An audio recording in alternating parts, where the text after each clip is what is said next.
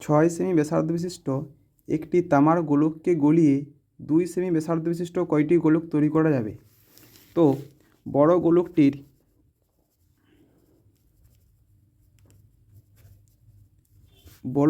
গোলকটির ব্যাসার্ধ সমান 6 সেমি,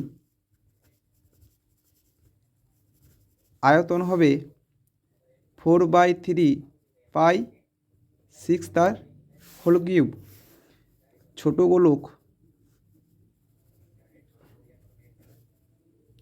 গোলকটির ব্যাসার্ধ সমান 2 সেমি, ছোট গোলকটির আয়তন হবে 4/3 পাই 2 তার হোল কিউব। তাহলে 4/3 pi into 6 into 6 into 6 by 4/3 pi into 2 into 2 into 2।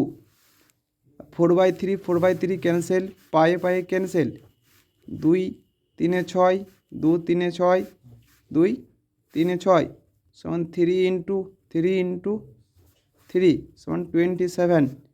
এটাই অ্যান্সার। একটি আয়তক্ষেত্রের প্রস্থ 5 সেমি এবং কর্ণ 3 সেমি হলে আয়তক্ষেত্রের পরিসীমা কত? তো আয়তক্ষেত্রটির প্রস্থ দেওয়া আছে 5 সেমি, প্রস্থ সমান 5 সেমি, আর কর্ণ সমান 13 সেমি।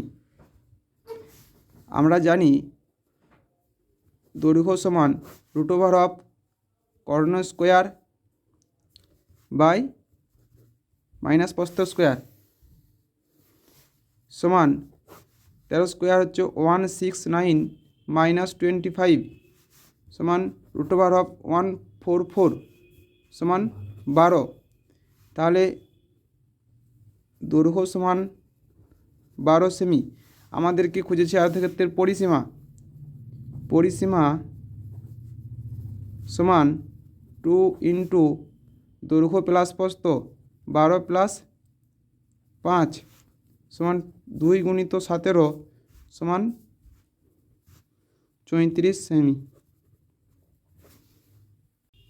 একটি বৃত্তের ক্ষেত্রফল 9 পাই বর্গ সেমি হলে বৃত্তের ব্যাসার্ধ কত সেমি? তো বৃত্তের ক্ষেত্রফলের সূত্র হচ্ছে পাই আর স্কোয়ার। পাই আর স্কোয়ার সমান হচ্ছে 9 পাই, পাই পাই ক্যান্সেল, আর স্কোয়ার সমান 9, আর সমান √অফ 9, তো আর সমান 3, তাহলে ব্যাসার্ধ সমান 3 সেমি। একটি শঙ্কুর ভূমির ব্যাসার্ধ 14 সেমি এবং তির্যক উচ্চতা 19 সেমি হলে শঙ্কুটির পার্শ্বতলের ক্ষেত্রফল কত? তো শঙ্কুর ভূমির ব্যাসার্ধ আর সমান হচ্ছে 14 সেমি আর তির্যক উচ্চতা এল সমান 19 সেমি। তো পার্শ্বতলের ক্ষেত্রফলের সূত্র হচ্ছে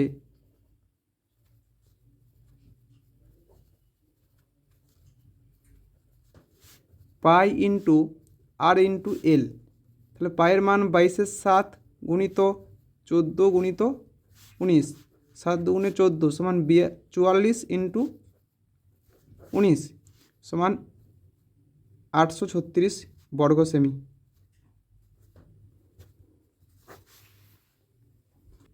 একটি চাকার ব্যাসার্ধ 14 মিটার, চাকাটি 440 মিটার দূরত্ব অতিক্রম করতে কতবার ঘুরবে? তাহলে চাকার ব্যাসার্ধ মানে একটা বৃত্তের ব্যাসার্ধ দেওয়া আছে 14 মিটার, তাহলে পরিধি কত হবে? পরিধি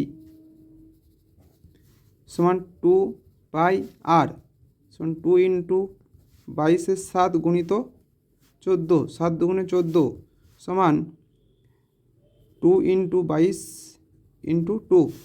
চাকাটি 440 মিটার দূরত্ব অতিক্রম করবে না, চাকাটি একবার দূরত্ব অতিক্রম করে এটা 440 মানে 440 বাই 22 দুগুণে 44, 40 দুগুণে 88, 11 8 88, 11 4 44, 8 5 সমান 5 বার।